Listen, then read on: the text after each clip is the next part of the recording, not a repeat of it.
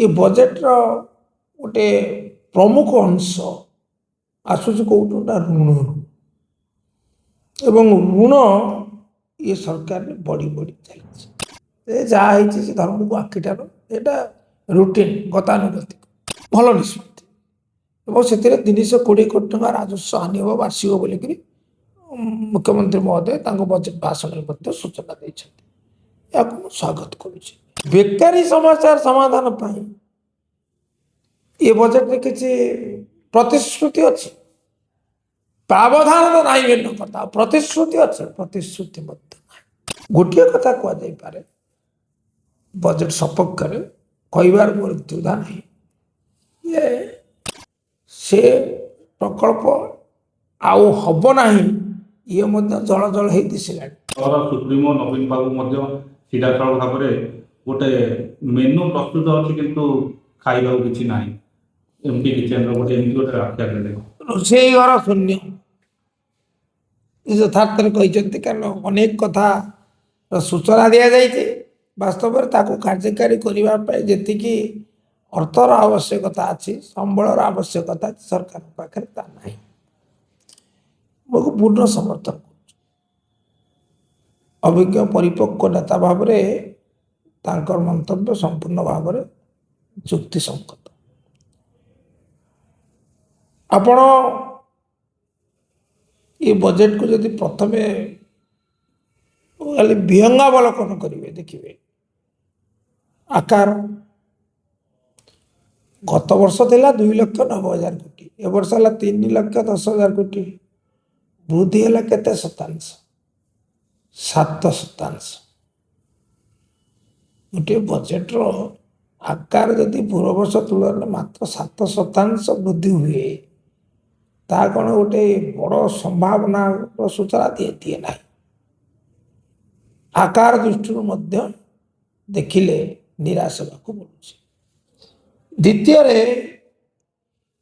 ये बजेट्र गोटे प्रमुख अंश आसूस कौटू ना ऋण एवं ऋण ये सरकार ने बढ़ी बढ़ी चली 25-26 चलित वर्ष जे कि मार्च 31 शेष हम 44,47,400 कोटी टंका ऋण कर दिया एवं आपण देखिए ए वर्ष माने आसंता वर्ष जो बजेट आज आगत है 26-27 47,800 आ 400 कोटी अधिका तो ये 2 वर्ष आप देखो ऋण बोझ होगा के 80, 94, 95,000 कोटी टका 2 वर्ष हेगला 25-26 और 26-27 ऋण बढ़ी चली ऋण हूँ गोटे प्रमुख माने सूत्र संबल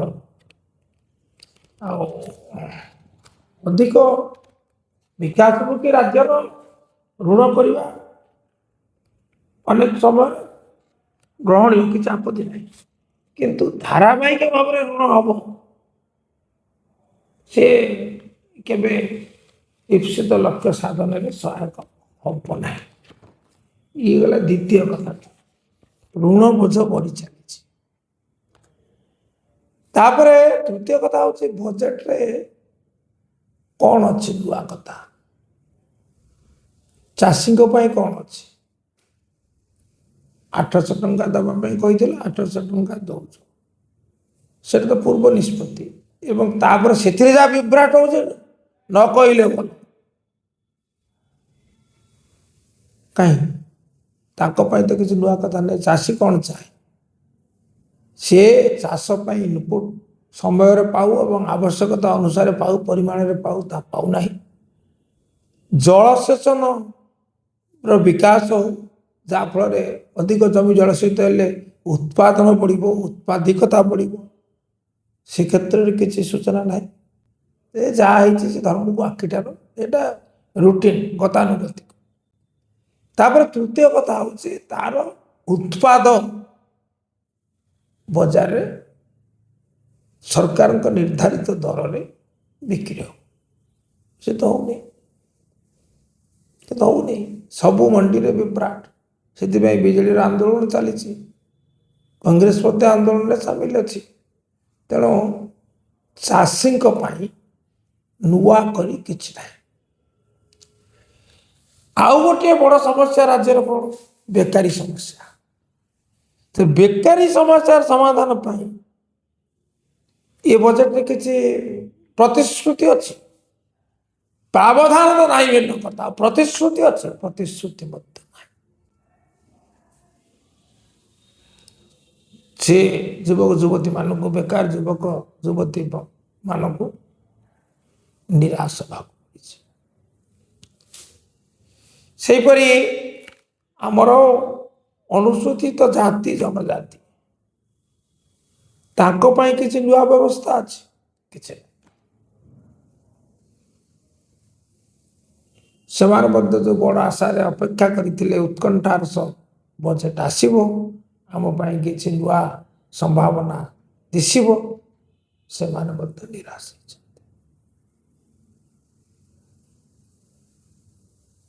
ଗୋଟିଏ କଥା କୁହାଯାଇପାରେ ବଜେଟ୍ ସପକ୍ଷରେ, କହିବାର ମୋର ଦ୍ୱିଧା ନାହିଁ ଯେ ସେ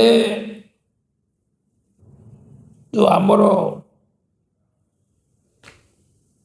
କାର୍ଯ୍ୟକ୍ରମ ଖର୍ଚ୍ଚ, ବଜେଟ୍ର ଯୋଡ଼ିଏ ଖର୍ଚ୍ଚ, ଗୋଟିଏ ହେଲା କାର୍ଯ୍ୟକ୍ରମ ଖର୍ଚ୍ଚ, ଆଉ ଗୋଟିଏ ହେଲା ପ୍ରଶାସନିକ ଖର୍ଚ୍ଚ। ସେ କାର୍ଯ୍ୟକ୍ରମ ଖର୍ଚ୍ଚ ବାବଦରେ ସାମାନ୍ୟ ଟିକେ ବୃଦ୍ଧି ହେଇଛି, ଯଦି ନୂଆ ନୂଆ କାର୍ଯ୍ୟକ୍ରମ ଦିଆଯିବ। ମାନେ କି ପ୍ରକାର କାର୍ଯ୍ୟକ୍ରମ? ଯେକୌଣସି ରାସ୍ତା ନିର୍ମାଣ ହଉ, ପୋଲ ନିର୍ମାଣ ହଉ, ଘର ନିର୍ମାଣ, ସ୍କୁଲ ଘର ନିର୍ମାଣ ହଉ, କଲେଜ ଘର ନିର୍ମାଣ ହଉ, ହସ୍ପିଟାଲ ନିର୍ମାଣ ହଉ, ନାଇଁ ନାଇଁ ନାଇଁ ସାମାଜିକ କାର୍ଯ୍ୟକ୍ରମ ଯାହା ସ୍ୱାସ୍ଥ୍ୟ ସେବା ହଉ, ଆଉ ଆମର ପାନୀୟ ଜଳ ବ୍ୟବସ୍ଥା ହଉ, ଏଇ ବାବଦରେ ଯାହା ଖର୍ଚ୍ଚ ହବ, ଲୋକଙ୍କ ପାଇଁ ଯେଉଁଟା ଖର୍ଚ୍ଚ ହୁଏ ସେଇଟା ହେଲା ମାନେ କାର୍ଯ୍ୟକ୍ରମ ହାତକୁ ନିଆଯାଏ, ସେଇଟା ହେଲା କାର୍ଯ୍ୟ ପ୍ରୋଗ୍ରାମ ଏକ୍ସପେଣ୍ଡିଚର। ଆଉ ଯେଉଁଟା ସେଥିପାଇଁ ଯେଉଁ ଦରମା ବାବଦକୁ, କର୍ମଚାରୀ ନିଯୁକ୍ତି ବାବଦକୁ ଯେଉଁଟା ଦିଆଯାଏ, ସେଟା ହେଲା ପ୍ରଶାସନିକ ଖର୍ଚ୍ଚ। ତେଣୁ ପ୍ରଶାସନିକ ଖର୍ଚ୍ଚ ବଢ଼େଇବାରେ କିଛି ମାନେ ଲାଭ ନଥାଏ, ଲାଭ ଥାଏ ଯେଉଁ ଯଦି କାର୍ଯ୍ୟକ୍ରମ ଖର୍ଚ୍ଚ ବଢ଼େ। ସାମାନ୍ୟ ବୃଦ୍ଧି ହେଇଛି, ତେଣୁ ଯାହା ହ୍ରାସ ହେଇନାହିଁ, ଏ ଗୋଟିଏ କଥା କୁହାଯାଇପାରେ। ଆଉ ଗୋଟିଏ ସେ ଯେଉଁ ଛୋଟିଆ ନିଷ୍ପତ୍ତି ନେଇଛନ୍ତି ଯେ ଆମେ ଯେଉଁ ବୃତ୍ତିଗତ ଟିକସ ତାକୁ ଉଚ୍ଛେଦ କରିଛନ୍ତି। ବୃତ୍ତିଗତ ପ୍ରସ୍ତାବ ରହିଛି ଯେ ଯେଉଁ ପ୍ରଫେସନାଲ ଟ୍ୟାକ୍ସ, ଯେଉଁଥିରେ କିଛି ବୃତ୍ତିଧାରୀ ଲୋକଙ୍କୁ, ଆୟକାରୀ ଲୋକଙ୍କୁ ଟିକେ ବୋଝ ପଡ଼ୁଥିଲା, ତେଣୁ ତାକୁ ହ୍ରାସ କରିବା ପାଇଁ ସେ ନିଷ୍ପତ୍ତି ନେଇଛନ୍ତି। ଭଲ ନିଷ୍ପତ୍ତି। ଏବଂ ସେଥିରେ 320 କୋଟି ଟଙ୍କା ରାଜସ୍ୱ ହାନି ହେବ ବାର୍ଷିକ ବୋଲିକିରି ମୁଖ୍ୟମନ୍ତ୍ରୀ ମହୋଦୟ ତାଙ୍କ ବଜେଟ୍ ଭାଷଣରେ ମଧ୍ୟ ସୂଚନା ଦେଇଛନ୍ତି। ଏହାକୁ ମୁଁ ସ୍ୱାଗତ କରୁଛି। କିନ୍ତୁ ସାମଗ୍ରିକ ଭାବରେ ଦେଖିଲେ ଏ ବଜେଟ୍ ନୈରାଶ୍ୟଜନକ। କୃଷକ, ବେକାର ଯୁବକ ଯୁବତୀ, ଅନୁସୂଚିତ ଜାତି ଏବଂ ଜନଜାତିଙ୍କ ପାଇଁ ନୂଆ କରି ଏ ବଜେଟ୍ରେ କୌଣସି ସୂଚନା ନାହିଁ। ଶିଳ୍ପ ପାଇଁ କିଛି? ଶୁଣନ୍ତୁ, ଶିଳ୍ପ ପାଇଁ ଅନେକ କଥା କୁହାଯାଉଛି, କିନ୍ତୁ ଆମ ବାସ୍ତବତା ତ ଭିନ୍ନ। ଉଦାହରଣ ସ୍ୱରୂପ କେନ୍ଦ୍ରାପଡ଼ା ଜିଲ୍ଲାରେ ପୂର୍ବ ସରକାର ଅମଳରେ ଗୋଟିଏ ସର୍ବବୃହତ ଇସ୍ପାତ ଶିଳ୍ପ ପ୍ରତିଷ୍ଠା ପାଇଁ ଆର୍ସେନାଲ ମିତ୍ତଲ ସହିତ ଚୁକ୍ତିନାମା କରାଗଲା ଏବଂ କାର୍ଯ୍ୟ ଆରମ୍ଭ ହେଲା। 2024 ସରକାର ପରିବର୍ତ୍ତନ ହେଲା ପରେ ଏ ସରକାରର ଆଭିମୁଖ୍ୟ ବଦଳିଗଲା। ବର୍ତ୍ତମାନ ତାର ପଚ୍ଛପ ଗତି ଏବଂ ସେ ପ୍ରକଳ୍ପ ଆଉ ହବ ନାହିଁ, ଇଏ ମଧ୍ୟ ଜଳ ଜଳ ହେଇ ଦିଶିଲାଣି। ସରକାରଙ୍କୁ ପ୍ରଶ୍ନ କଲେ ସରକାର ନିରୁତ୍ତର। କାହିଁ ସରକାର ତ ଠୋସ୍ କହିପାରନ୍ତି, ହଁ କେନ୍ଦ୍ରାପଡ଼ାରେ ମହାକାଳପଡ଼ା ଠାରେ ଏଇ ଯେଉଁ ବୃହତ ଇସ୍ପାତ ପ୍ରକଳ୍ପ ନିଶ୍ଚିତ ହବ। ହବ ନାହିଁ, ସେ ପୁଣି ଶିଳ୍ପହୀନ ଜିଲ୍ଲା, ଶିଳ୍ପର ଆବଶ୍ୟକତା ଅଛି, ତେଣୁ ସିଏ ହବନି। ଯେହେତୁ କୁହାଯାଉଛି ଆମର ଏତେ କୋଟି ଟଙ୍କାର ଆମର ଏଇ ଯେଉଁ ବିଭିନ୍ନ କନକ୍ଲେଭରେ, ସମୃଦ୍ଧ ଓଡ଼ିଶା କନକ୍ଲେଭ, ଉତ୍କର୍ଷ ଓଡ଼ିଶା କନକ୍ଲେଭ ହଉ ବା ବାହାରେ ଯେଉଁ ସବୁ ପୁଞ୍ଜିପତିମାନଙ୍କୁ, ଶିଳ୍ପପତିମାନଙ୍କୁ ଆକର୍ଷଣ କରି ଯେଉଁ କରାଯାଇଛି, ମେକ୍ ଇନ୍ ଓଡ଼ିଶା ଇତ୍ୟାଦି କାର୍ଯ୍ୟକ୍ରମରେ ଅନେକ ମାନେ ମିଳୁଛି, ସମ୍ଭାବନା ସୃଷ୍ଟି ହେଉଛି, କିନ୍ତୁ ସେଟା ବାସ୍ତବ ହେଉନାହିଁ। ତେଣୁ ସେ ବାବଦରେ ମୁଁ ଆଦୌ ବିଶେଷ ଉଲ୍ଲସିତ ନୁହେଁ। ଉଲ୍ଲସିତ ନୁହେଁ, କାରଣ ମୋର ଅଭିଜ୍ଞତା କହୁଛି ଯେ ଏଗୁଡ଼ିକ ମାନେ ଯେପରି ଭାବରେ ରଖୁଛନ୍ତି, ତାଙ୍କର ମତ ରଖୁଛନ୍ତି, ଇଚ୍ଛା ପ୍ରକଟ କରୁଛନ୍ତି, ତଦନୁଯାୟୀ ସେ କାର୍ଯ୍ୟ କରୁନାହାନ୍ତି। ଏବଂ କେନ୍ଦ୍ରାପଡ଼ାର ସର୍ବବୃହତ ArcelorMittal ଯେଉଁ ଇସ୍ପାତ ପ୍ରକଳ୍ପ ହେଉଛି ତାର ସବୁଠାରୁ ବଡ଼ ଉଦାହରଣ। ତାହେଲେ ଏଇ ଯୋଉ 300 କୋଟି ଏଇଟା କଣ ଖର୍ଚ୍ଚ ହେଇପାରିବନି? ଆଉ ସେ ଦିଗଟା ପୁଣି ଆଉ ଗୋଟିଏ ଯେ ଖର୍ଚ୍ଚ କରିବାର ଦିଗଟା ବର୍ତ୍ତମାନ ସରକାର କହିବେ କେତେ ଖର୍ଚ୍ଚ କରିଛନ୍ତି। ଜାନୁଆରୀ 31 ସୁଦ୍ଧା 12 ମାସରୁ 10 ମାସ ଖର୍ଚ୍ଚ ହେଇଛି ଏଇ ଯେଉଁ କାର୍ଯ୍ୟକ୍ରମ ବ୍ୟୟ ଯେଉଁଟା ଲୋକଙ୍କ ପାଇଁ ଖର୍ଚ୍ଚ କରାଯାଉଛି, ପାନୀୟ ଜଳ ଯୋଗାଣ ପାଇଁ, ସ୍ୱାସ୍ଥ୍ୟ ସେବା ପାଇଁ, ଶିକ୍ଷା ପାଇଁ, ଗମନାଗମନ ପାଇଁ, ଏଥିରେ ଖର୍ଚ୍ଚ ହେଇଛି ମାତ୍ର 46%। 10 ମାସରେ 46%। ଆଉ 2 ମାସରେ କ'ଣ 54% ହେଇଯିବ? କ'ଣ କୁକ କି? ସେ କ'ଣ ଆଲାଦିନ ତାଙ୍କ ହାତରେ କୁକବତୀ ଅଛି? ତେଣୁ ଯେତିକି ବ୍ୟୟବରାଦ ହେଉଛି ତାହା ମଧ୍ୟ ଖର୍ଚ୍ଚ କରିବାରେ ସରକାର ଅକ୍ଷମ। ଏ ଅକ୍ଷମତା ମଧ୍ୟ ପୀଡ଼ାଦାୟକ। ସାର୍ ଆଉ ଗୋଟେ ଯୋଉ ଚାଷୀଙ୍କ ନେଇକି ଯୋଉ ବିଧାନସଭାକୁ ଅଚଳ କରାହଉଥିଲା, ସେତେବେଳେ ଗୃହରେ ମୁଖ୍ୟମନ୍ତ୍ରୀ ଉତ୍ତର ଦେବା ବଦଳରେ ପାର୍ଟି ଅଫିସରେ ସଭାପତି ଉତ୍ତର ରଖିଲେ। ତାହେଲେ ଏଇ ଯୋଉ ବଜେଟ୍ ଡିସ୍କସନ ଯାହା ହଉଛି ଏଟା କଣ ପାର୍ଟି ଅଫିସରେ ପୁଣି ତାର ଉତ୍ତର ରଖାହବ କି? କୋଉଠି କଣ ଖର୍ଚ୍ଚ ଏକ୍ସପ୍ରେସର ହବ କି କଣ ହବ? କୋଉଟା ଯୋଉ ବଜେଟକୁ ନେଇକି ମାନେ ଯଦି ଚାଷୀଙ୍କୁ ନେଇକି ଆନ୍ଦୋଳନ ଯଦି ବିଧାନସଭାରେ ବିରୋଧୀ ମାନେ କରୁଛନ୍ତି, ତା ଉତ୍ତର ଗୃହରେ ନ ରଖି ଏଠି ତାଙ୍କର ବିଜେପି ପାର୍ଟି ଅଫିସରେ ସଭାପତି ଉତ୍ତର ରଖିଥିଲେ ଯେ ଚାଷୀ ଆନ୍ଦୋଳନର ଦଳ ଦୃଷ୍ଟିରୁ ସେ କଲେ, ତାଙ୍କ ସହିତ ତ ଆମେ ଆଦୌ ଏକମତ ନୁହଁ, କାରଣ କହନ୍ତି ଯେଡ଼େ ନୁହନ୍ତି ସେଠି। କିନ୍ତୁ ସେ ତ ମୁଖ୍ୟମନ୍ତ୍ରୀ ତାଙ୍କର ରାଜ୍ୟପାଳଙ୍କ ଭାଷଣ ଉପରେ ଉତ୍ତର ରଖି ସେ କଥା କହିଛନ୍ତି, ତାଙ୍କର ଉତ୍ତର ଯାହା ରଖିବା କଥା କହିଛନ୍ତି। ଆଉ ତାଙ୍କର କାହିଁକି ବିଧାନସଭାରେ କହିଲେ ନାହିଁ, ଯଦି ଏ ପ୍ରଶ୍ନ ମୋତେ ପଚାରେ ମୁଁ ଉତ୍ତର ଦେବି ତାଙ୍କର କହିବାକୁ କିଛି ନାହିଁ। ବିଫଳତା ଆଉ ବିଫଳତା। ଚାଷୀକୁ ଏଇ ଯେଉଁ 3100 ଟଙ୍କାରେ ମାନେ କୁଇଣ୍ଟାଲ ପିଛା 31 ଟଙ୍କା ଦେଇ ଧାନ କିଣିବାରେ ସରକାର ବିଫଳ ହେଇଛନ୍ତି। ଚାଷୀ ହନ୍ତସନ୍ତ ହେଉଛି, ବାସ୍ତବତାଟା ଭିନ୍ନ।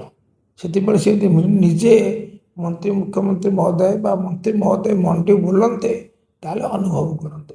ତେଣୁ ବିରୋଧୀଙ୍କ କଥାକୁ ଏଡ଼େଇ ନ ଯାଇ ମୁଁ ଅନୁରୋଧ କରିବି ଯେ ଏମିତି ସରପ୍ରାଇଜ ଚେକ୍ ଭାବରେ ସେ କେତେକ ମଣ୍ଡି ବୁଲନ୍ତୁ ଏବଂ ବିଶେଷ କରି ଉପକୂଳ ଓଡ଼ିଶାର ମଣ୍ଡି ବୁଲି ଦେଖନ୍ତୁ ବାସ୍ତବତାଟା କ'ଣ, ବିରୋଧୀ ଭୁଲ କି ଠିକ୍।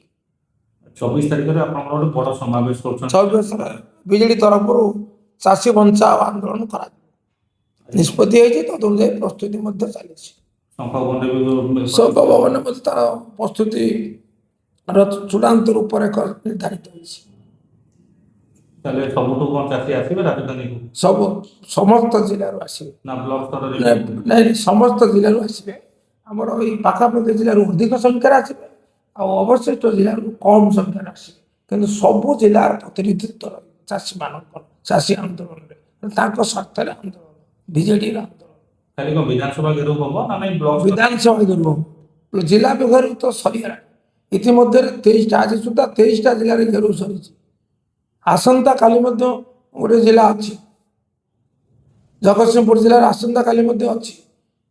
ତେଣୁ ଜିଲ୍ଲାବାରୀ ପ୍ରଥମେ ନିଷ୍ପତ୍ତି ହେଇଥିଲା ଯେ ଆଗ ଜିଲ୍ଲାରେ ହେବ, ତାପରେ 24ରେ ରାଜ୍ୟରେ ହେବ। ବର୍ତ୍ତମାନ ସୁଦ୍ଧା 23 ସରିଛି, ଆସନ୍ତାକାଲି ଜଗତସିଂହପୁର ଜିଲ୍ଲା ସରିଲେ 24 ହେବ ଏବଂ ଆମର 24 ତାରିଖରେ ରାଜ୍ୟବ୍ୟାପୀ ଆନ୍ଦୋଳନ, ରାଜ୍ୟ ବିଜେଡି ତରଫରୁ ବିଧାନସଭା ଘେରାଉ ଆନ୍ଦୋଳନ, ଚାଷୀଙ୍କ ସ୍ୱାର୍ଥରେ, ଚାଷୀ ବଞ୍ଚାଅ